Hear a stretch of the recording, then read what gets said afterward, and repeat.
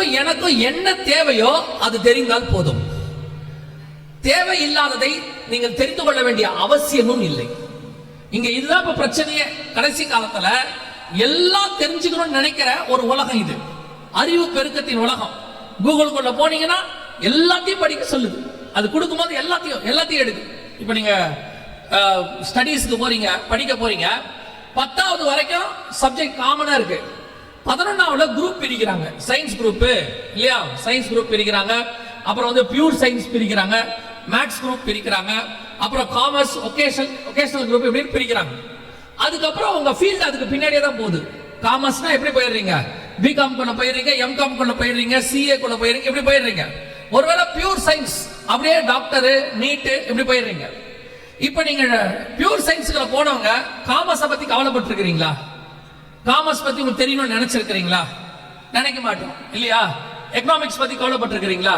அதை பத்தி யோசிக்கவே மாட்டீங்க. நீங்க சொல்லும் போது என்ன சொல்வீங்க, எனக்கு எதுக்கு எக்கனாமிக்ஸ், நான் பியூர் சயின்ஸ். இந்த குரூப் சொல்றதுல ஒரு பெருமை இருக்கு தெரியுமா உங்களுக்கு? இப்பெல்லாம் கூட பரவாயில்ல, எப்படின்னு தெரியல. நான் படிக்கும் போது சயின்ஸ் குரூப் படிக்கிறவங்க அறிவாளி. சயின்ஸ் குரூப் படிக்கிறவங்க யாரு பயங்கரமான அறிவாளி. அவன் வந்து எங்களுக்குலாம் அப்பெல்லாம் 500க்கு தான் மார்க். இப்போ உங்களுக்கு 600 ஆகி போச்சு இல்ல? அப்ப எங்களுக்கு 500க்கு தான் மார்க். 500க்கு 450 எடுத்தாதான் சயின்ஸ் குரூப். அப்பெல்லாம் 450, 90% தான் சயின்ஸ் குரூப்.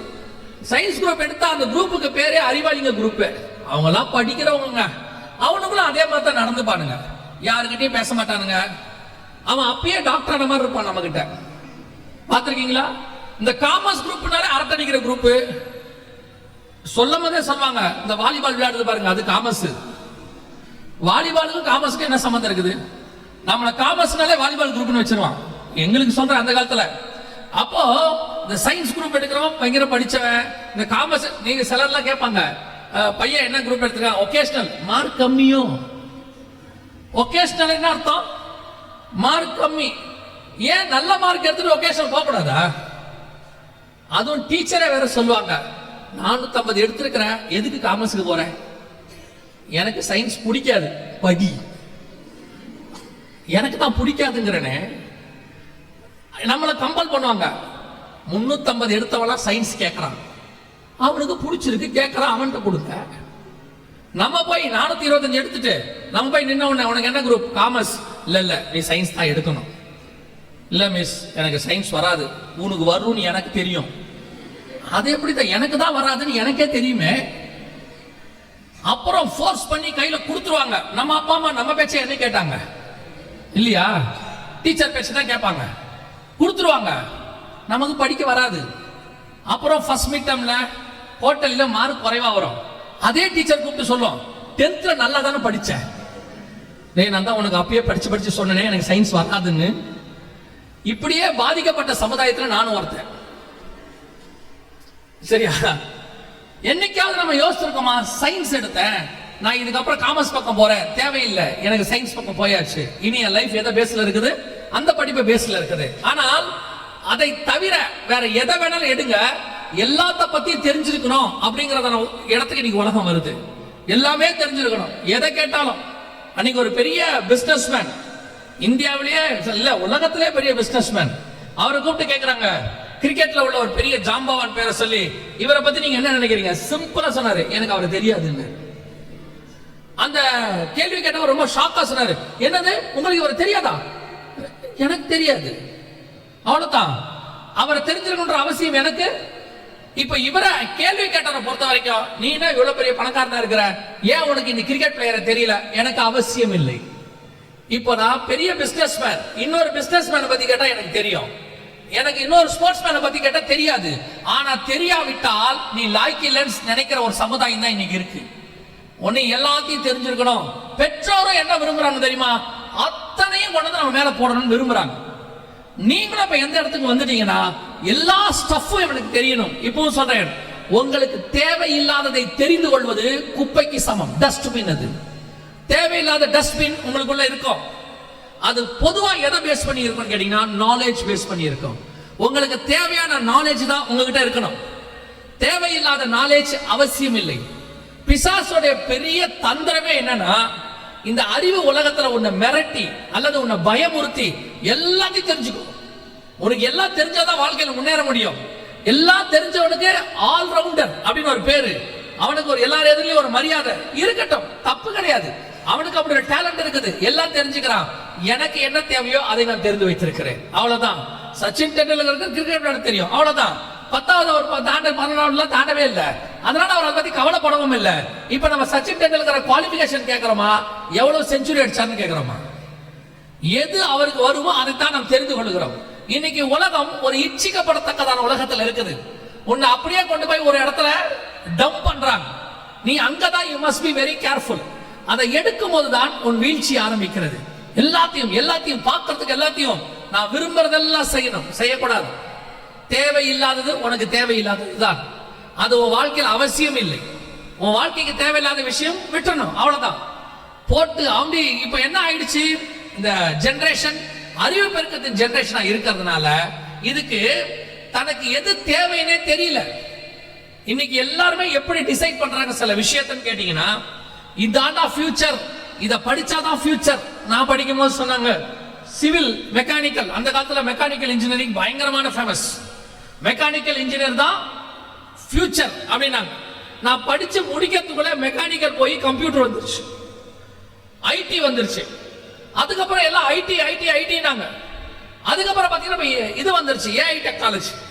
இப்ப எல்லாம் ஏஐ. எல்லாருமே என்னன்றாங்கன்னா, அன்னைக்கு உள்ளதான அந்த படிப்பு எது மேன்மையா இருக்குதோ, அல்லது நாலேஜ் எது மேன்மையா இருக்குதோ, எது அன்னைக்கு டாப்ல இருக்குதோ அதை வச்சுக்கிட்டு இதுதான் ஃபியூச்சர் அப்படின்னு முடிவு பண்ணி படிக்கிறாங்க. எத்தனையோ பேருக்கு நான் படிப்பு மட்டும் சொல்லல, அவங்க சூஸ் பண்றதான ஃபீல்டு, அவங்க எடுக்கக்கூடியதான வாழ்க்கை பார்ட்னர்ஸ் எல்லாமே பாத்தீங்கன்னா அன்னைக்கு அவங்களுக்கு எது பெஸ்ட் தோணுதோ அதான் எடுக்கிறாங்க. ஆனால் அதனுடைய முடிவு என்னவா இருக்கும் நமக்கு தெரியாது. ஏன்னா 5 வருஷம் கழிச்சு என்ன ஆகும் தெரியாது. நாங்க படிக்கும் போதெல்லாம் C++, ஜாவா என்னமோ இருந்துச்சு, இப்ப அதெல்லாம் தாண்டி எங்கேயோ போயிடுச்சு ஏஐ.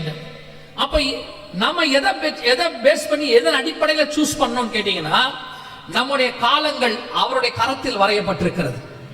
அவருக்கு தான் ஃபியூச்சர் தெரியும்.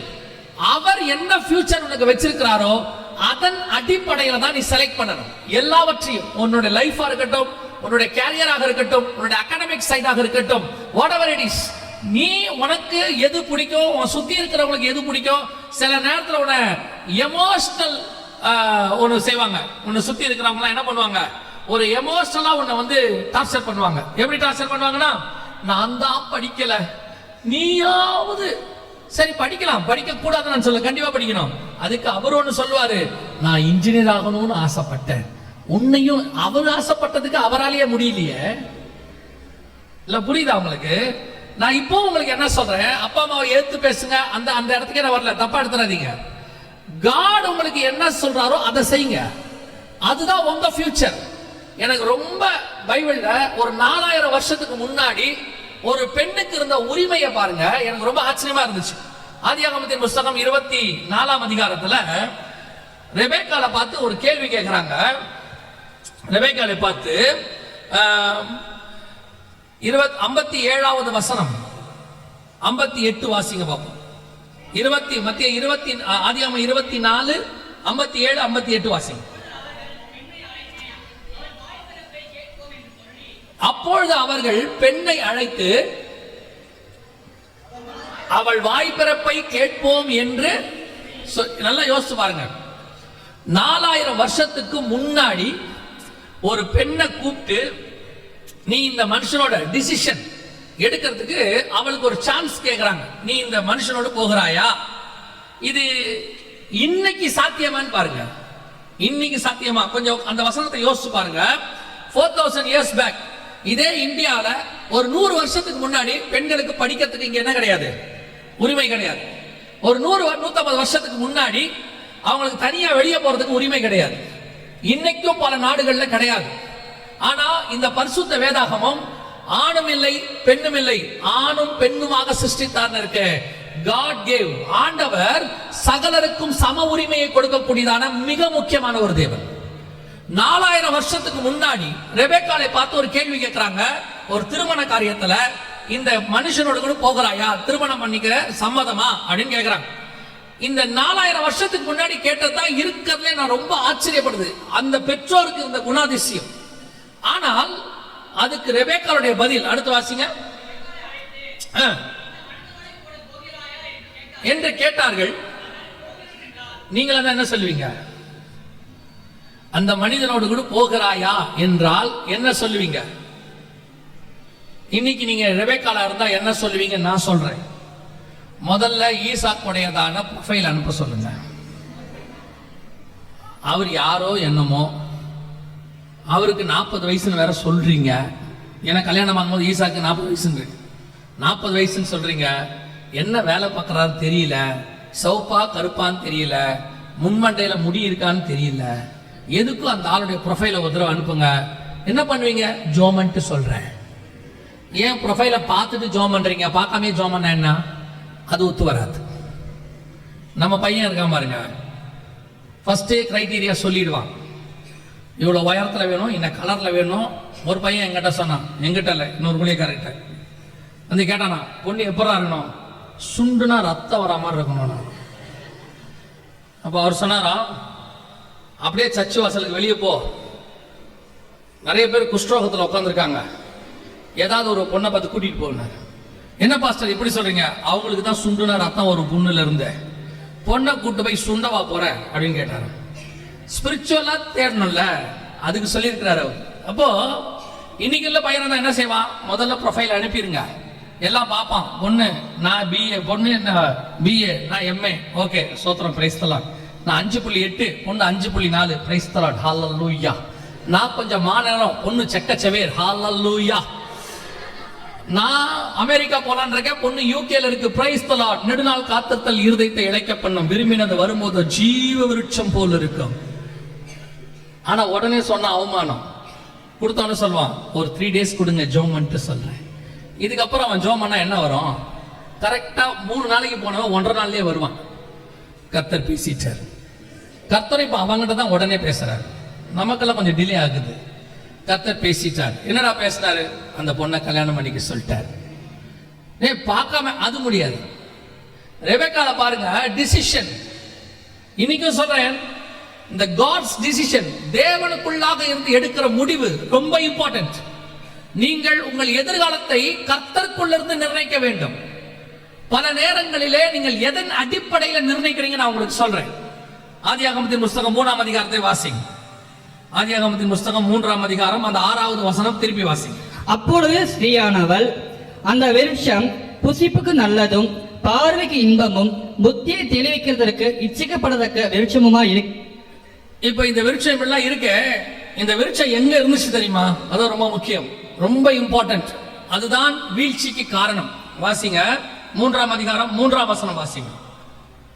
ஆனாலும் தோட்டத்தின் நடுவில் இருக்கிற விருட்சத்தின் கனியை குறித்து தேவன் நீங்கள் சாகாதபடிக்கு அதை புசிக்கவும் அதை தொடவும் வேண்டாம் என்று சொன்னார் என்றால். இந்த விருட்சம் எங்க இருந்துச்சு? தோட்டத்தின். சரி, இன்னொரு விருட்சம் எங்க இருக்குன்னு பாருங்க. வாசிங்க 2:9 வாசிங்க.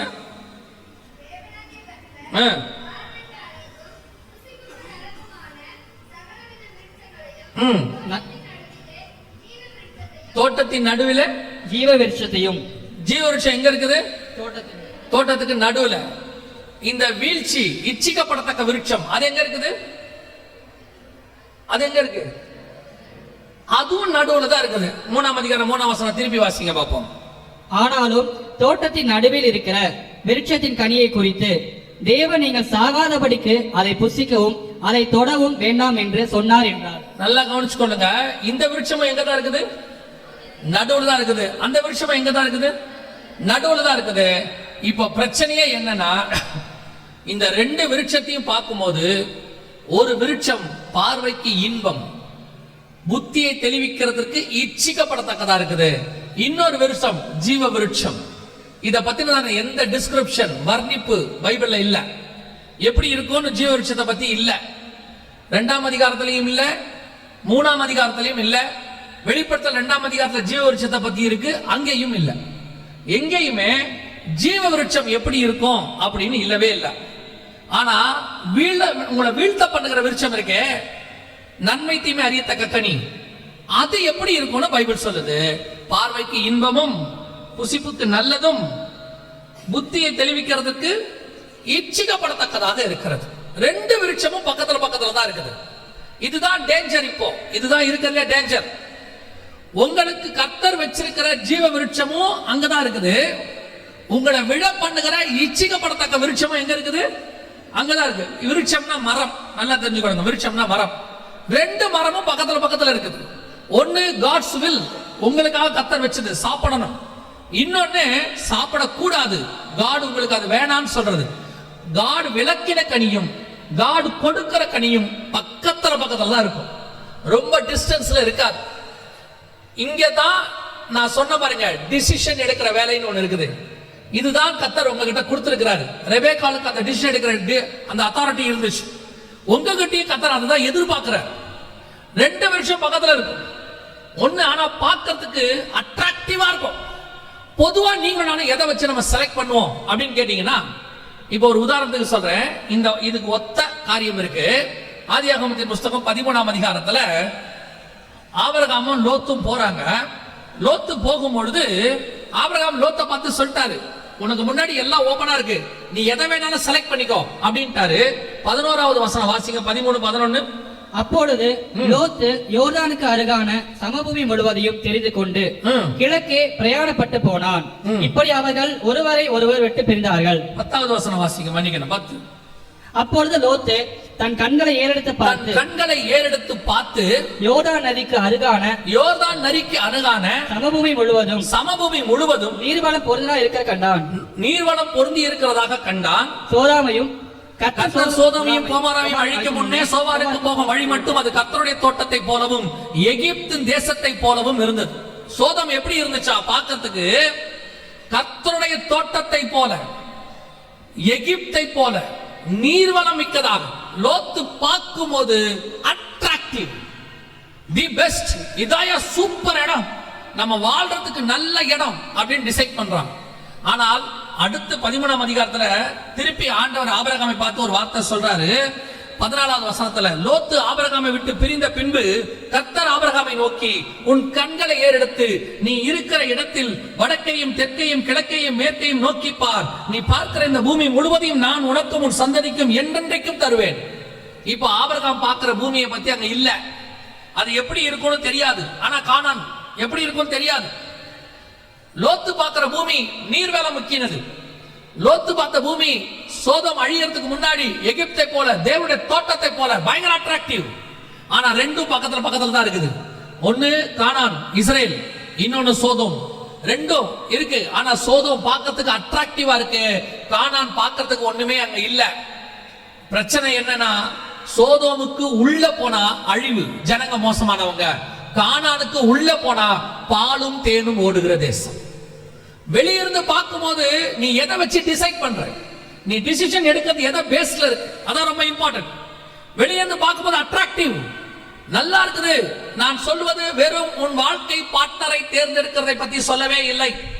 உன்னுடைய படிப்பு, உன் ஊழியம், உன் வேலை அத்தனையும் சேர்த்து சொல்ற. எதை செலக்ட் பண்ணாலும் நீ செலக்ட் பண்ண வேண்டியது உன் கண்களை நம்பி அல்ல. இன்னைக்கு கடைசி காலத்துல கண்களை நம்பித்தான் பெரும்பான்மையான காரியங்கள் முடிவு செய்யப்படுகிறது. எல்லாம் அதை பேஸ் பண்ணித்தான். பார்வைக்கு இன்பமா இருக்குதா? லோத்துக்கு சோதோம் பார்வைக்கு இன்பமா இருந்துச்சு. ஏவாளுக்கு நன்மை தீமை அறியத்தக்க கனி பார்வைக்கு இன்பமா இருந்துச்சு. இப்போ யாக்கோபை ஆண்டவர் அனுப்பி விடுறாரு. அனுப்பி விட்ட உடனே அவன் மாமா வீட்டுக்கு போறான், லாபான் வீட்டுக்கு. அங்க 2 பேர் இருக்கிறாங்க. கர்த்தருடைய திட்டம் லேயால் மேலில் இருந்துச்சு. ஆனா ஏன்னா லேயாளுடைய சந்ததியில தான் யூதா வராங்க, லேவி வராங்க. இப்போ ராகேல் மேல காட்ஸ் பிளான் அப்ப இல்ல. ஆனா பார்க்கிறதுக்கு பாத்தீங்கன்னா லேயாலை குறித்து கூச்சக்கண்ணியாக இருந்தால் இருக்கு, ராகேலை பார்த்து அந்த ஸ்திரீ அழகுள்ளவளாய் சௌந்தரியம் உள்ளவளாய் இருந்தால் இருக்கு. இப்ப யாக்கோபு பார்த்த உடனே ராகேலை செலக்ட் பண்ணிட்டார். ஓ பிரைஸ் காட், இதான் நமக்கு அப்படின்ட்டார். ஆனால் கர்த்தருடைய திட்டம் லேயால் மேல இருந்துச்சு. இவன் ராகேல கேட்டான், கர்த்தர் கேட்காம லேயால கொடுத்துட்டாரு. ஏன்னா திட்டம் லேயால் மேல இருக்கு. பல நேரங்களிலே நீங்கள் எடுக்கிற முடிவு கண்களின் அடிப்படையில், பல நேரங்களில் நீங்கள் எடுக்கிற முடிவு அறிவின் அடிப்படையில், புத்தியை தெளிவிக்கிறதுக்கு இச்சிக்கப்படத்தக்கதா இவங்க நம்ம லைஃப் பார்ட்னரா இருந்தா நல்லா இருக்கும், இந்த வேலை எனக்கு கிடைச்சா நல்லா இருக்கும், இந்த ஊர்ல இருந்தா நல்லா இருக்கும், ஒவ்வொன்றுத்துக்கும் முடிவு எடுக்கிறோம். இந்த படிப்பு நல்லா இருக்கும். திருப்பி சொல்றேன், நீங்க படிங்க, ஆனா கர்த்தர் என்ன சொல்றாரோ அதை படிங்க. இன்னைக்கு எது மேல மேல இருக்கு, இன்னைக்கு எது பெருசா இருக்கு, ஃபியூச்சர்ல இதுதான் ரொம்ப சூப்பரா வரப்போகுது, அதன் அடிப்படையில படிக்காதீங்க. இன்னைக்கு எந்த இடத்துல இருக்கணும், இந்த இன்னைக்கு அமெரிக்கா பாருங்க, ஒரு காலத்துல அமெரிக்காவுக்கு எல்லாம் ஓடினாங்க, அமெரிக்கா அமெரிக்கா அமெரிக்கான்னு போனாங்க. இன்னைக்கு அமெரிக்கா விட்டு கிட்டத்தட்ட எத்தனையோ லட்சம் பேர் ரிட்டர்ன் ஆயிட்டாங்க, பல நாடுகளுக்கு ரிட்டர்ன் ஆகுறாங்க. இன்னைக்கு அமெரிக்கா வாழ தகுதி இல்லாத நாடாக மாறுகிறது. நான் யூகேல போய் படிக்க போனேன், அதாவது வேலைக்கு போனேன். போன போது ஆண்டவர் அங்கிருந்து இங்க ஊழியத்துக்கு வர சொன்னார் இந்தியாவுக்கு. ஆனால் எல்லாரும் சொன்னாங்க யூகே விட்டு போகாத, நல்ல சம்பளம், நல்ல வாழ்க்கை, 10 வருஷம் கழிச்சு நீ அப்படி இருக்கலாம் இப்படி இருக்கலாம். நாங்க ஆண்டவர் மட்டும் நீ வந்துரு, நான் பாத்துக்கிறேன்ட்டார். வந்துட்டேன். நான் சொல்ல 2004 வந்துட்டேன். இப்போ அங்க இருக்கிறவரே சொல்றாங்க இங்க வாழ முடியாது, இது அவ்வளவு நல்லா இல்ல. அங்க இருக்கிறவங்களுக்கு அது ஓகே, நமக்கு இது செட் ஆகாது, என்னைக்கு இருந்தாலும் நம்ம திரும்பி இந்தியாவுக்கு வந்துடலாம்னு பாக்குறோம்னு சொல்றாங்க. அன்னைக்கு கர்த்தர் சொல்லி நான் வந்ததுனால இன்னைக்கு கௌரவமா சாட்சி சொல்றேன்.